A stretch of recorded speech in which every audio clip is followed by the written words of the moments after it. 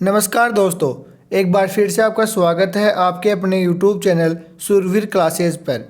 दोस्तों, आज इस वीडियो में हम भारत की कृषि और मृदा से जुड़े हुए सभी प्रश्न इस वीडियो के माध्यम से देखेंगे। तो चलिए शुरू करते हैं आज की क्लास। और आज का पहला प्रश्न है, हरित क्रांति से अभिप्राय है। RS प्री एग्ज़ाम 1991 में पूछा गया था। हरी खाद का प्रयोग, अधिक फसल का उगाना, उच्च उत्पादन वैरायटी प्रोग्राम, हरी वनस्पति। तो सही आंसर रहेगा ऑप्शन नंबर 3, उच्च उत्पादन वैरायटी प्रोग्राम। अब दोस्तों, इस प्रश्न की एक बार व्याख्या देखते हैं। तो भारत में हरित क्रांति का प्रारंभ 1966 से 67 में माना जाता है, जब भारत में उच्च उत्पादक बीजों का प्रयोग प्रारंभ हुआ। इसके अतिरिक्त उर्वरकों का अधिक प्रयोग एवं सिंचाई सुविधाओं में पर्याप्त विकास पर भी विशेष बल दिया गया। भारत में उन्नत बीजों के प्रयोग के कार्यक्रम की शुरुआत संयुक्त राज्य अमेरिका आधारित रॉकफेलर फाउंडेशन के सहयोग से की गई थी। अब अगला प्रश्न है, भारत में हरित क्रांति के जनक कौन है? PCI एग्ज़ाम 2007 में पूछा गया था। KC Mehta, MS Swaminathan, MN Roy, MS Bhatnagar. तो सही आंसर रहेगा ऑप्शन नंबर 2, MS स्वामीनाथन। अब इसकी देखते हैं व्याख्या। भारत में हरित क्रांति के पिता डॉक्टर MS स्वामीनाथन को माना जाता है। अगला प्रश्न है, हरित क्रांति के जन्मदाता है। PCL एग्ज़ाम 1998 में पूछा गया था। Verghese Kurien, Norman E Borlaug, S Swaminathan, HL Baekeland. तो सही आंसर रहेगा option number 2, Norman E Borlaug. अब देखते हैं इस प्रश्न की व्याख्या। हरित क्रांति के जन्मदाता नॉर्मन अर्नेस्ट बोरलॉग का जन्म 25 मार्च 1914 में को अमेरिका के आयोवा प्रांत में हुआ था। मैक्सिको उनका कर्म क्षेत्र रहा है। उनके द्वारा विकसित गेहूं की उच्च उत्पादकता वाली प्रजातियों से भारत, पाकिस्तान, मैक्सिको सहित अन्य देशों में गेहूं का उत्पादन 2 गुना हो गया है। श्री बोरलॉग विश्व के उन 7 व्यक्तियों में शामिल है जिन्हें नोबेल पुरस्कार, अमेरिका राष्ट्रपति का मेडल ऑफ फ्रीडम तथा कांग्रेसनल गोल्ड मेडल तीनों ही प्राप्त हुए हैं। अब अगला प्रश्न है, हरित क्रांति के फलस्वरूप जिस वस्तु के उत्पादन में सर्वाधिक वृद्धि हुई है वह वस्तु है चावल में, गन्ना में, गेहूं में या कपास में। तो सही आंसर रहेगा ऑप्शन नंबर 3, गेहूं में। अब देखते हैं इस प्रश्न की एक बार व्याख्या। तो देखो, भारत में हरित क्रांति का उत्पादन एवं उत्पादकता दोनों में सर्वाधिक लाभ गेहूं की फसल का प्राप्त हुआ है। हरित क्रांति के प्रारंभ से पूर्व देश में जहां 1.23 मिलियन टन गेहूं का उत्पादन हो रहा था, वहीं 2000 से 2001 में यह 69.68 मिलियन टन तथा 2012-13 में 92.5 मिलियन टन हो गया। इस वृद्धि मुख्यतः प्रति हेक्टेयर उपज में वृद्धि के कारण थी। गेहूं के उपरांत हरित क्रांति का सर्वाधिक प्रभाव चावल की खेती पर भी देखा गया था। अब अगला प्रश्न है, निम्नलिखित में से कौन सा भारत में हरित क्रांति का नकारात्मक प्रभाव नहीं है? लवणीकरण, भूमि जल स्तर का घटना, किसानों की प्रति आय में वृद्धि, कीटनाशकों एवं रसायनों को उर्वरकों के प्रयोग में वृद्धि। तो सही आंसर रहेगा ऑप्शन नंबर 3। अगला प्रश्न है, भारत की क्रांति एक नाटकीय उदाहरण है कि कैसे बेहतर उत्पादन प्रौद्योगिकियों के रूप में अधिक से अधिक ज्ञान का निवेश दुर्लभ भूमि संस्थानों की उत्पादकता में तेजी से वृद्धि कर सकता है। दिल्ली पुलिस कांस्टेबल एग्ज़ाम 2017 में पूछा गया था। ऑप्शन है पीत, सूचना प्रौद्योगिकी, श्वेत, हरित। तो सही आंसर रहेगा ऑप्शन नंबर 4, हरित। अब अगला प्रश्न है, निम्नलिखित में से असंबद्ध उत्पाद को बाहर कीजिए। RS प्री एग्ज़ाम 2010 में पूछा गया था। तिल, मूंगफली, अरंडी, सरसों। तो सही आंसर रहेगा ऑप्शन नंबर 3, अरंडी। इस प्रश्न की व्याख्या है, तिल, मूंगफली एवं सरसों के तेल को खाद्य रूप में प्रयुक्त किया जाता है, जबकि अरंडी के तेल को खाद्य रूप में प्रयुक्त नहीं किया जाता। मूंगफली पौधे की जड़ से प्राप्त होता है, जबकि अन्य सभी पौधों को पुष्प से प्राप्त करते हैं। अतः विकल्प 2 और 3 दोनों ही दृष्टिकोण से असंबद्ध है। अगला प्रश्न है मिश्रित कृषि में सम्मिलित है। आरएस प्री एग्जाम 2010 में पूछा गया था। विभिन्न फसलों को योजनाबद्ध तरीके से उगाना, रबी एवं साथ साथ खरीफ फसलों को उगाना, कई तरह की फसलें उगाना तथा पशुपालन भी करना, और फलों को उगाना तथा सब्जियों को भी। तो सही आंसर रहेगा ऑप्शन नंबर 3, कई तरह की फसलें उगाना तथा पशुपालन भी करना। इस प्रश्न की व्याख्या है मिश्रित खेती से तात्पर्य कई तरह की फसलों के उत्पादन के साथ साथ पशुपालन को बढ़ावा देने से है, जिसने खेती के शेष बचे समय में पशुपालन करने के किसान अपनी आय में वृद्धि कर सके। नकदी फसलों और खाद्य फसलों की एक साथ खेती और 2 या 2 अधिक फसलों की एक ही खेत में उगाने से मिश्रित खेती का कोई संबंध नहीं है। अगला प्रश्न है देश का प्रथम कृषि विश्वविद्यालय है। पीसीएल एग्जाम 2002 में पूछा गया था। सही आंसर रहेगा ऑप्शन नंबर 2, पतन नगर। इस प्रश्न की व्याख्या देखते हैं। देश के प्रथम कृषि विश्वविद्यालय की स्थापना वर्ष 1960 में की गई थी। भारत के प्रथम प्रधानमंत्री जवाहरलाल नेहरू द्वारा 17 नवंबर 1960 को उत्तर प्रदेश कृषि विश्वविद्यालय के रूप में इसका उद्घाटन पतनगर उत्तराखंड में किया गया था। बाद में इसका नाम गोविंद वल्लभ पंत कृषि एवं प्रौद्योगिकी विश्वविद्यालय कर दिया गया। अगला प्रश्न है इंद्रधनुष क्रांति किससे संबंधित है। दिल्ली पुलिस कांस्टेबल एग्जाम 2012 में पूछा गया था। हरित क्रांति से, श्वेत क्रांति से, नील क्रांति से। तो सही आंसर रहेगा ऑप्शन नंबर 4, इन तीनों से ही। व्याख्या है इंद्रधनुषी क्रांति 28 जुलाई 2008 को केंद्र सरकार ने नई राष्ट्रीय कृषि नीति की घोषणा की। इस नीति के तहत इंद्रधनुषी क्रांति की परिकल्पना प्रस्तुत की गई।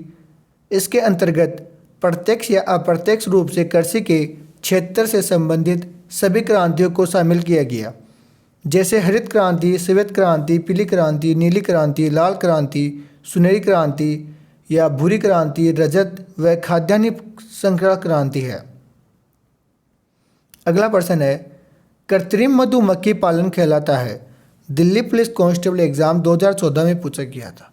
तो कृत्रिम मधुमक्खी पालन एपीकल्चर कहलाता है। अगला प्रश्न है विशेष रूप से निर्मित तालाबों और पोखरों में मत्स्य पालन को जाना जाता है। पिसीकल्चर, विटीकल्चर, हॉर्टिकल्चर और सेरीकल्चर। तो सही आंसर रहेगा ऑप्शन नंबर 2, पिसीकल्चर। अगला प्रश्न है प्रधानमंत्री फसल बीमा योजना के अंतर्गत वार्षिक वाणिज्य या उद्यानिकी फसलों की प्रीमियम दर है। आरपीएससी सेकेंड ग्रेड एग्जाम 2017 में पूछा गया था। सही आंसर रहेगा ऑप्शन नंबर 3, 5.0%। इस प्रश्न की व्याख्या देखते हैं। प्रधानमंत्री फसल बीमा योजना मौसम आधारित फसल बीमा योजना एवं संशोधित राष्ट्रीय कृषि बीमा योजना NAIS को वर्ष 2016-17 से प्रधानमंत्री फसल बीमा योजना के अंतर्गत पुनर्गठित किया गया। यह योजना खरीफ 2016 से क्रियान्वित की गई। ज्ञातव्य है कि इस योजना को केंद्रीय मंत्रिमंडल ने 13 फरवरी 2016 को मंजूरी प्रदान की थी। अगला प्रश्न है भारत सरकार ने ट्राइफेड की स्थापना कब की। 1983, 85, 87 या 89। तो सही आंसर रहेगा ऑप्शन नंबर 3, 1987। देखते हैं इसकी व्याख्या एक बार। यह ट्राइफेड क्या है आखिर। ट्राइफेड का गठन वर्ष 1987 में जनजातीय कार्य मंत्रालय के तत्वाधान में राष्ट्रीय नोडल एजेंसी के रूप में किया गया। इसे बहुराज्यीय सहकारी समिति अधिनियम 1984 के तहत पंजीकृत गया था। इसने अपने कार्यों की शुरुआत वर्ष 1988 में नई दिल्ली स्थित मुख्य कार्यालय से की। अगला प्रश्न है भूदान आंदोलन किसने आरंभ किया। महात्मा गांधी ने या जयप्रकाश नारायण ने, विनोबा भावे ने, आचार्य कृपलानी ने। तो सही आंसर रहेगा ऑप्शन नंबर 3, विनोबा भावे ने। व्याख्या देखते हैं। भूदान आंदोलन संत विनोबा भावे द्वारा सन 1951 में आरंभ किया गया था। स्वैच्छिक भूमि सुधार आंदोलन था। विनोबा की कोशिश थी कि भूमि का पुनर्व्यवस्थीकरण सिर्फ सरकारी कानूनों के जरिए नहीं हो, बल्कि एक आंदोलन के माध्यम से भी इसकी सफल कोशिश की जाए। आंदोलन की शुरुआत दिनों में विनोबा ने तेलंगाना, पूर्व में आंध्र प्रदेश में सम्मिलित क्षेत्र के करीब 200 गांवों की यात्रा की और उन्हें दान में 12,200 एकड़ भूमि मिली। अगला प्रश्न है, विनोबा भावे ने किस राज्य में सबसे पहले भूदान आंदोलन की शुरुआत की थी? दिल्ली पुलिस कांस्टेबल एग्ज़ाम 2014 में पूछा गया था। तो अभी हमने देखा था कि विनोबा भावे ने सबसे पहले आंध्र प्रदेश में भूदान आंदोलन की शुरुआत की थी। अगला प्रश्न है, स्थानांतरण कृषि का नाम वह राज्यों में सम्मिलित नहीं है। RS एग्ज़ाम 2018 में पूछा गया था। तो सही आंसर रहेगा ऑप्शन नंबर 2, मासा, हिमाचल प्रदेश। अगला प्रश्न है, ओडिशा व आंध्र प्रदेश में स्थानांतरित कृषि कहलाती है। हेडमास्टर एग्ज़ाम 2018 में पूछा गया था। सही आंसर रहेगा ऑप्शन नंबर 2, पोडू। अगला प्रश्न है, निम्नलिखित में से कौन सी खरीफ की फसल नहीं है? RAS प्री एग्ज़ाम 1991 में पूछा गया था। तो सही आंसर रहेगा ऑप्शन नंबर 3, मसूर। अब देखते हैं व्याख्या। देखो, भारत में मुख्यतः 3 प्रकार की फसल या बुआई की जाती है। एक है रबी की फसल की बुआई, जो कि अक्टूबर-नवंबर में की जाती है, और कटाई मार्च और अप्रैल में की जाती है। और रबी की फसलों की बात करते हैं तो रबी की फसलों में मुख्यतः फसलें गेहूँ, जौ, चना, मटर, सरसों, मसूर तथा आलू इत्यादि है। फिर आती है खरीफ की फसलों की बुआई जून जुलाई में और कटाई अक्टूबर नवंबर में की जाती है। प्रमुख फसलों की बात करते हैं तो चावल, ज्वार, बाजरा, मक्का, तिल, मूंगफली आदि है। फिर तीसरी फसल आती है जायद की फसलें, जो कि मार्च जुलाई में तो उगाई जाती है और इन्हें ग्रीष्मकालीन फसलें कहते हैं। और प्रमुख फसलों की बात करते हैं तरबूजा, खरबूजा, ककड़ी, खीरा, भिंडी आदि विभिन्न प्रकार की सब्जियों की खेती होती है। अब अगला प्रश्न है, अब देखते हैं फसलों से किस प्रकार के प्रश्न पूछे गए थे। तो देखो, फसलों से पहला है कि निम्न में से भारत की खरीफ की फसल कौन सी है? स्टेनोग्राफर एग्जाम 2021 में पूछा गया था। तो निम्न में से भारत की खरीफ की फसल है गेहूं, बाजरा, चना, जौ। तो खरीफ की फसल है ऑप्शन नंबर 2, बाजरा। आगे है, निम्नलिखित में से रबी की फसल कौन सी है? राजस्थान पुलिस कांस्टेबल एग्जाम 2020 में पूछा गया था। कपास, मक्का, ज्वार, सरसों। तो रबी की फसल सरसों है। आगे है, कौन सी दलहन की फसल नहीं है? ऑप्शन नंबर 3, मखाना नहीं है।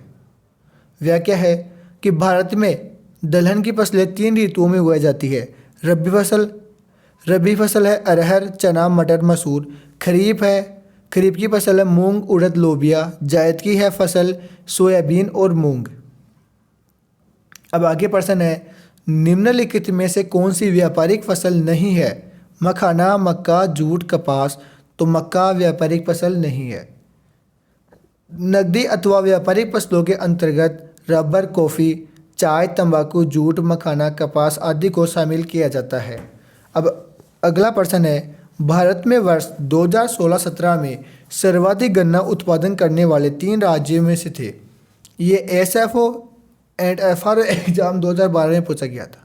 तो सही आंसर रहेगा ऑप्शन नंबर 1, उत्तर प्रदेश, महाराष्ट्र और कर्नाटक। भारत का सर्वाधिक गन्ना उत्पादन राज्य है। हेडमास्टर एग्जाम 2000 दिया ही नहीं है। कर्नाटक, उत्तर प्रदेश, महाराष्ट्र और तमिलनाडु। तो सही आंसर रहेगा ऑप्शन नंबर 2, उत्तर प्रदेश। अगला प्रश्न है, वर्तमान में विश्व के कपास निर्यातक देशों में भारत का स्थान क्या है? प्रथम, द्वितीय, तृतीय, चतुर्थ। तो सही आंसर रहेगा ऑप्शन नंबर 2, द्वितीय। व्याख्या है, भारत में कपास का उत्पादन मुख्य रूप से काली मिट्टी वाले क्षेत्र में होता है। प्रमुख कपास उत्पादक राज्यों में क्रमशः महाराष्ट्र, गुजरात, तेलंगाना, मध्य प्रदेश आदि है। इस तरह के कुछ ही भागों में कपास उत्पादित की जाती है। मुंबई, अहमदाबाद, कानपुर, कोयम्बटूर आदि सूती वस्त्र उद्योगों के प्रमुख केंद्र है। अब अगला प्रश्न है, भारत में चाय का सबसे बड़ा उत्पादन राज्य कौन सा है? दिल्ली पुलिस कांस्टेबल एग्जाम 2017 में पूछा गया था। त्रिपुरा, असम, सिक्किम, पश्चिम बंगाल। तो सही आंसर रहेगा ऑप्शन नंबर 2, असम। संप्रति भारत में चाय उत्पादक राज्य क्रमशः असम, पश्चिम बंगाल, तमिलनाडु, केरल और कर्नाटक है। क्षेत्रफल और उत्पादन दोनों ही दृष्टि में असम भारत का सबसे बड़ा चाय उत्पादक राज्य है। अब अगला प्रश्न है, निम्न में से कौन सा राज्य समूह चाय का सर्वाधिक उत्पादन करता है? कर्नाटक, केरल, असम, असम, पश्चिम बंगाल, तमिलनाडु। ऑप्शन नंबर 2 ही इसका सही आंसर रहेगा। अगला प्रश्न है, भारत में सर्वोत्तम चाय कहाँ पैदा होती है? तो भारत में सर्वोत्तम चाय दार्जिलिंग में होती है। भारत का कौन सा भाग चाय की कुल मात्रा का लगभग 3/4 उत्पादन करता है? दिल्ली पुलिस कांस्टेबल एग्जाम 2014 में पूछा गया था। ऑप्शन नंबर 3 उत्तर पूर्वी। ये ऐसे भारत है, ये उत्तर, ये पूर्वी। और असम में सबसे ज़्यादा होती है, असम, मेघालय, त्रिपुरा, इनमें ज़्यादा होती है। तो इसका मतलब कि उत्तर और पूर्वी का भाग सबसे ज़्यादा चाय का उत्पादन करता है। भारत का सर्वश्रेष्ठ उत्पाद एवं उपभोक्ता है चावल का, चाय का, तिलहन का, दलहन का, दाल का। तो सही आंसर रहेगा ऑप्शन नंबर 2 चाय का। वह क्या है? परीक्षा काल में दाल एवं चाय दोनों को उत्पादन व उपभोग में अग्रणी था, किंतु वर्तमान में भारत चाय के उत्पादन में चीन के बाद दूसरे स्थान पर आ गया है, जबकि इसके उपभोग में भी वह द्वितीय स्थान पर है। वहीं दूसरी तरफ भारत दाल के उत्पादन एवं उपभोग में प्रथम स्थान बनाया हुआ है। अगला प्रश्न है, निम्नलिखित में से कौन सा राज्य 2016-17 में कॉफ़ी का सबसे बड़ा उत्पादन था? पीसीआई एग्जाम 2018 में पूछा गया था। सही आंसर रहेगा ऑप्शन नंबर 2 कर्नाटक। अब इस प्रश्न की व्याख्या है, कर्नाटक कॉफ़ी उत्पादन में अग्रणीय राज्य है, जबकि केरल द्वितीय एवं तमिलनाडु तृतीय स्थान पर है। रबर उत्पादन का 87.56% हिस्सा केरल उत्पादित होता है, शेष उत्पादन कर्नाटक में होता है। अब अगला प्रश्न है, भारत का वह राज्य जो कपास, मूंगफली, नमक एवं दुग्ध के उत्पादनों में प्रथम स्थान पर है। RAS एग्जाम 2007 में पूछा गया था। महाराष्ट्र, पंजाब, राजस्थान और गुजरात। तो सही आंसर रहेगा ऑप्शन नंबर 4 गुजरात। इस प्रश्न की व्याख्या है, प्रश्न काल के दौरान भारत का गुजरात राज्य कपास, मूंगफली, वर्तमान में आंध्र प्रदेश प्रथम पर है। नमक एवं दुग्ध उत्पादकों में देश में प्रथम स्थान था। कपास उत्पादन में गुजरात के बाद क्रमशः महाराष्ट्र और आंध्र प्रदेश और हरियाणा का स्थान है। अगला प्रश्न है, प्रथम पूर्ण जैविक कृषि वाला राज्य है। जेल प्रहरी परीक्षा एग्जाम 2018 में पूछा गया था। राजस्थान, असम, सिक्किम, बिहार। तो सही आंसर रहेगा ऑप्शन नंबर 3 सिक्किम। अब इस प्रश्न की व्याख्या देखते हैं। सिक्किम देश का पहला पूर्ण जैविक खेती करने वाला राज्य है, जो कि 18 जनवरी 2016 को गंगटोक, सिक्किम में आयोजित टिकाऊ कृषि सम्मेलन में सिक्किम को पूर्णतः जैविक खेती करने वाला देश का पहला राज्य घोषित किया गया। सिक्किम में जैविक कृषि की खेती वर्ष 2003 में शुरू की गई थी। पर्यावरण सुरक्षा के लिए सिक्किम में रासायनिक उर्वरकों के प्रयोग को पूर्ण तरीके से निषेध कर दिया गया है। सिक्किम ने अपने लगभग 75,000 हेक्टेयर भूमि को टिकाऊ कृषि के लिए जैविक भूमि में परिवर्तित कर दिया है। इन्हीं सब उपाय के कारण सिक्किम देश का सबसे स्वच्छ राज्य के रूप में भी 2016 के अंतर्गत चुना गया। अब अगला प्रश्न है, भारत में किस फल का सबसे ज़्यादा उत्पादन होता है? तो ऑप्शन नंबर 2 केले का। विश्व में केले का सर्वाधिक उत्पादन भारत में होने के बावजूद भारत से केले का निर्यात नगण्य है। केले के विश्व में सबसे बड़े निर्यातक राष्ट्र इक्वेडोर तथा कोस्टारिका है। प्रधानमंत्री किसान संपदा योजना के बारे में निम्न में से कथन सही नहीं है। ऑप्शन नंबर 2, यह योजना भारत सरकार ने कृषि एवं किसान कल्याण मंत्रालय के द्वारा लागू की जा रही है। अब इस प्रश्न की व्याख्या है, प्रधानमंत्री किसान संपदा योजना की शुरुआत अगस्त 2017 में की गई थी। यह योजना पूरी तरह कृषि केंद्रित योजना है। इस स्कीम का कार्यान्वयन खाद्य प्रसंस्करण उद्योग मंत्रालय द्वारा किया जाएगा। अगला प्रश्न है, चावल उत्पादन में भारत का विश्व में स्थान है। तो चावल उत्पादन में भारत का दूसरे नंबर का स्थान रहा है। इसकी व्याख्या है, कृषि एवं खाद्यान्न के वैश्विक स्तर पर आंकड़ों के संग्रहण एवं प्रस्तुतिकरण हेतु नियामक संस्था खाद्य एवं कृषि संगठन फूड एंड एग्रीकल्चर ऑर्गेनाइजेशन है। इसके द्वारा जारी किए गए आंकड़ों के अनुसार चावल उत्पादन की दृष्टि से भारत चीन के बाद दूसरे स्थान पर है। वर्तमान में भारत का शीर्ष चावल उत्पादन राज्य क्रमशः पश्चिम बंगाल, उत्तर प्रदेश, पंजाब और आंध्र प्रदेश है। अगला प्रश्न है, देश के कुल चावल उत्पादन के प्रतिशत के अनुसार चावल उत्पादित राज्यों का अवरोही क्रम से सही अनुक्रम कीजिए। तो ऑप्शन नंबर 1 इसका सही रहेगा, पश्चिम बंगाल, पश्चिम बंगाल के बाद में आंध्र प्रदेश, उत्तर प्रदेश और पंजाब। देश में निम्न में से कौन सी खाद्यान्न फसल सबसे अधिक उत्पादन होगी? तो ऑप्शन नंबर 3 चावल सही आंसर रहेगा। भारत में उत्पादित खाद्य फसलों में सर्वाधिक मात्रा में उत्पादित किया जाने वाला खाद्यान्न चावल, कुल कृषि भूमि के लगभग 1/4 भूभाग पर चावल की कृषि की जाती है। अब अगला प्रश्न है, भारत में निम्न में से कौन सी एक फसल के अंतर्गत सर्वाधिक कृषि की जाती है? तो गेहूं, चावल, बाजरा के, ज्वार के। तो सही आंसर रहेगा ऑप्शन नंबर 2 चावल के।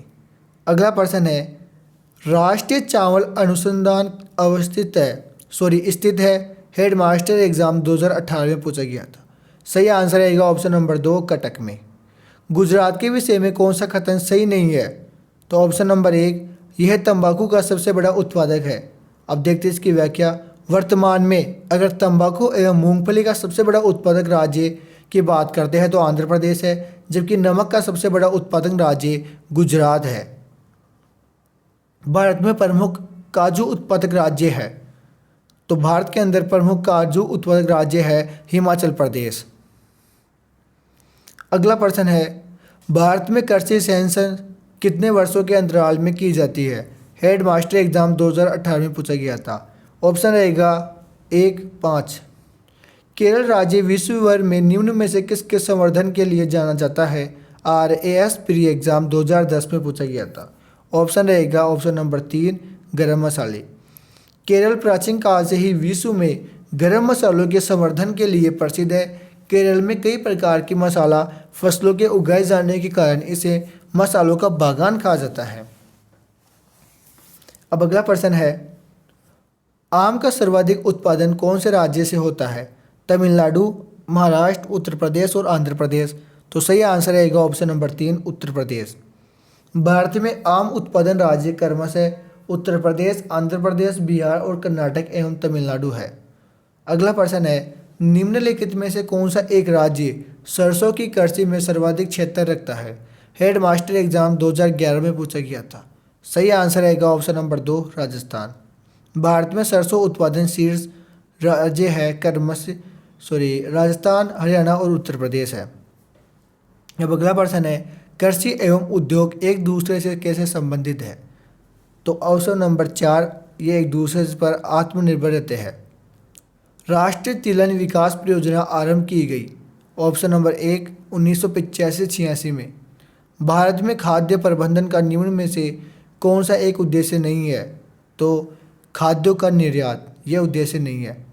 भारत में हाल ही के वर्षों में GDP में कृषि हिस्सा बहुत तेजी गति से कम हुआ है। इसका प्रमुख कारण है कृषि में बहुत धीमी वृद्धि दर और अन्य क्षेत्रों में बहुत तेज वृद्धि दर का होना। नाबी अमजी है गेहूं की एक किस्म है। पूसा सिंधु गंगा किस फसल की एक किस्म है? तो पूसा सिंधु गंगा गेहूं की किस्म है। भारत का कौन सा राज्य जूट का सर्वाधिक उत्पादन करता है? तो पश्चिम बंगाल जूट का सर्वाधिक उत्पादन करता है। भारत में दुनिया का 60% सर्वाधिक पश्चिम बंगाल जूट उत्पादन राज्य होता है। भारत के 15 एग्रो क्लाइमेटिक कृषि जलवायु क्षेत्रों में निम्न में से किस क्षेत्र को पश्चिमी शुष्क क्षेत्र के रूप में वर्गीकृत किया गया है?